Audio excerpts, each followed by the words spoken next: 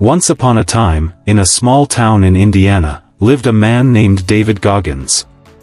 At first glance, David seemed like an ordinary guy. He struggled in school, was overweight, and had no real direction in life. In his early 20s, he weighed nearly 300 pounds, working night shifts as an exterminator, and spent his days playing video games and eating junk food. He was stuck in the cycle of laziness, comfort over discipline, excuses over action. But one night, something changed. David turned on the TV and saw a documentary about Navy SEALs. These were men pushing their minds and bodies to the extreme, doing things he thought were impossible. That moment ignited a spark inside him.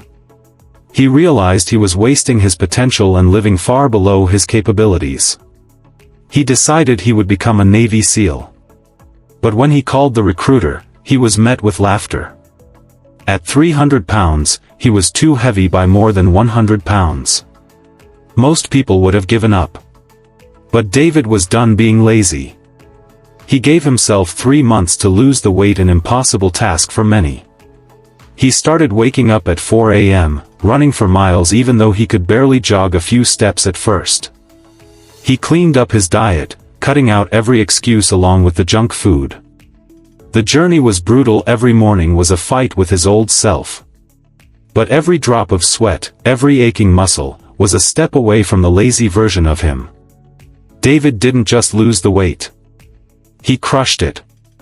In less than 3 months, he lost over 100 pounds and qualified for SEAL training.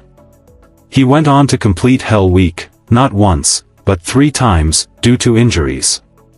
But his story doesn't stop there. David became an ultramarathon runner, completing 100-mile races, often with broken bones and bleeding feet.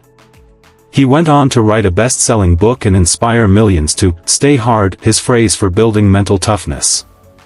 Moral laziness is not a permanent trait. It's a habit, and habits can be broken with action.